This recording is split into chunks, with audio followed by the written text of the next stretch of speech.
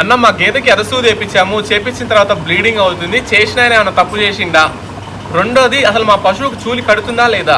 రైతుకి ఎంత బాధాకరంగా అనిపిస్తుంది అంటే ఇట్లాంటి విషయాలు అతని డైరీ ఫామ్లో జరుగుతున్నప్పుడు ఎంత బాధ ఉంటుందండి. అసలుకి ఎక్కడ డైరీ ఫామ్ ఇట్లాంటి సమస్యలు మన డైరీ ఫామ్లో మన కొట్టంలోనే జరుగుతున్నాయి అంటే ఎంత బాధ అనిపిస్తుంది కదా. అయితే దీని గురించి క్లియర్గా డిస్కస్ చేసుకుందాం. ఆవులలో అయితే మెన్స్ట్రువల్ హీట్ అనేది ఉంటుంది, అది కామనే. ఓవర్ బ్లీడింగ్ అయితే డాక్టర్ గారిని సంప్రదించండి. ఏదో కొంచెం బ్లీడింగ్ అవుతుంది అంటే సర్విక్స్ని మనం ఆర్టిఫిషియల్ ఇన్సెమినేషన్ చేయించేటప్పుడు కొంచెం ఓపెన్ చేయడానికి ప్రయత్నం చేసిన.